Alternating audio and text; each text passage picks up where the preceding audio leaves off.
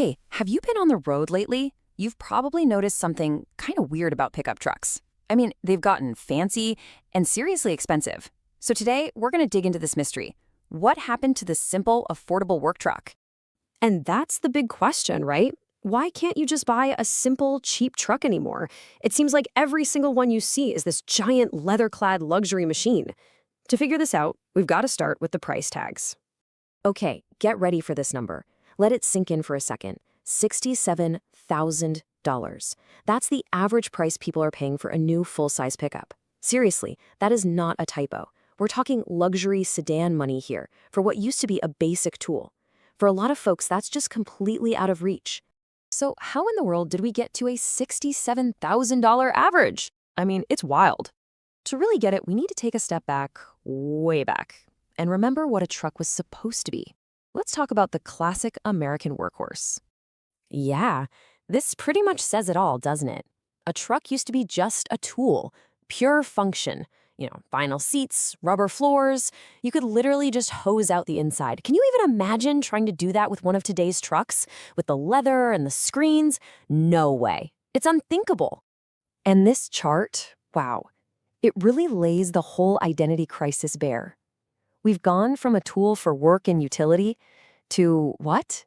A lifestyle vehicle for status and hauling the family around? The whole core idea of what a truck is has been completely transformed. Bench seats and manual windows? Nope. Now it's all heated leather and giant touchscreens. So the big question is, how did this even happen? Well, it wasn't an accident, that's for sure.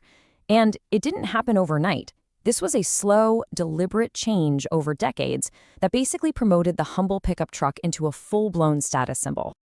You can actually track this promotion over time. Back in the 90s, you get the extended cab, which made them a bit more passenger-friendly. Then in the 2000s, boom, the four-door crew cab just takes over. Suddenly, a truck could be a family car. Fast forward to the 2010s, and all those luxury features, they weren't just optional anymore. They started becoming standard. And that lands us right here today, where these things are sold as premium family vehicles that, oh yeah, also happen to have a truck bed. And when we say premium, we are not kidding. We're talking about heated and cooled leather seats, panoramic sunroofs, giant infotainment screens that look like someone glued an iPad to the dashboard. And all this stuff adds thousands, sometimes tens of thousands of dollars to the price.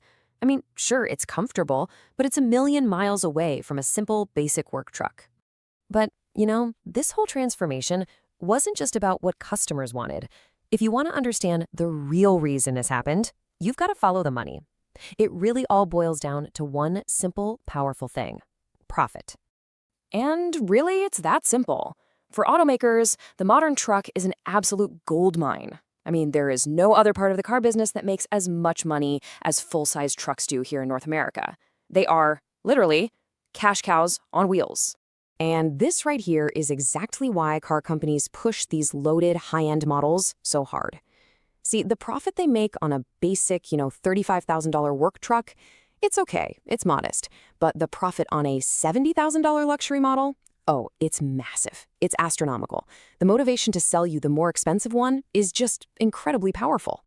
This was the big aha moment for them. The second automakers realized that the person buying a luxury car could be the exact same person buying a pickup truck, well, the whole game changed forever. They tapped into this huge group of people who were more than happy to pay a premium to get everything: capability, comfort, and status, all rolled into one big, shiny package. Okay, but this gold rush comes with some serious, real-world consequences.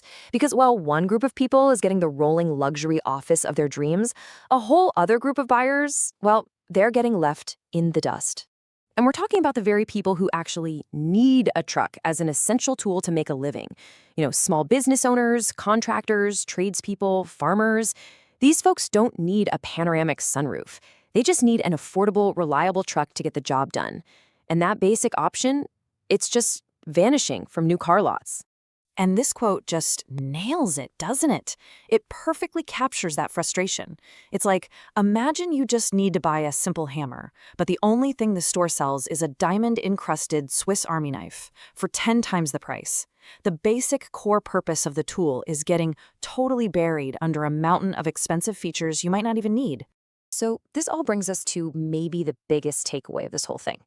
The affordable work truck didn't actually die. It just became a luxury good. It moved out of the equipment category, like a tractor, and straight into the luxury category, like a designer watch. And that leaves us with one final, really important question. With the traditional work truck now basically a luxury item, what's going to rise up to take its place? Are we going to see a comeback for smaller, more basic trucks? Will vans become the new go-to workhorse? Or is an entire group of people just going to be left with no affordable options at all? It's definitely something to keep an eye on. Thanks for joining us for this explainer.